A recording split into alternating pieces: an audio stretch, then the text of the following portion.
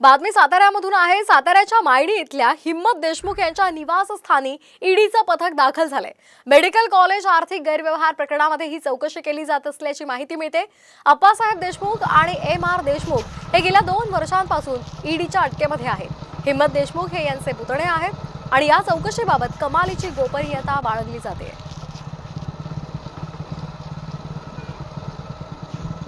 साताऱ्याच्या मायणी इथल्या हिम्मत देशमुख यांच्या निवासस्थानी ईडीचं पथक दाखल झालंय। सध्या तपासणी केली जाते। या संदर्भात अधिक माहिती घेऊयात आमचे प्रतिनिधी ओंकार कदम यांच्याकडून। ओंकार, ईडीचं पथक दाखल झालंय, तपासणी केली जाते, काय ईडीच्या हाती लागले, काय अधिकचे अपडेट्स? आज पहाटेपासूनच मायणी येथील हिम्मत देशमुख यांच्या घरी ईडीचं पथक दाखल झाल्याची माहिती कळते आणि मायणी मेडिकल कॉलेजमधला आर्थिक गैरव्यवहार आहे या प्रकरणात त्या संदर्भात ही कारवाई झाल्याची शक्यता वर्तवण्यात येते।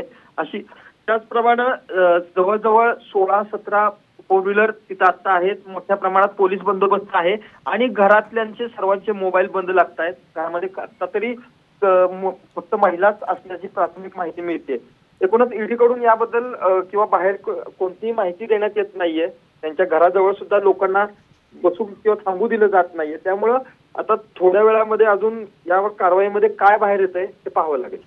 अगदी धन्यवाद आपण दिलेल्या या माहितीसाठी।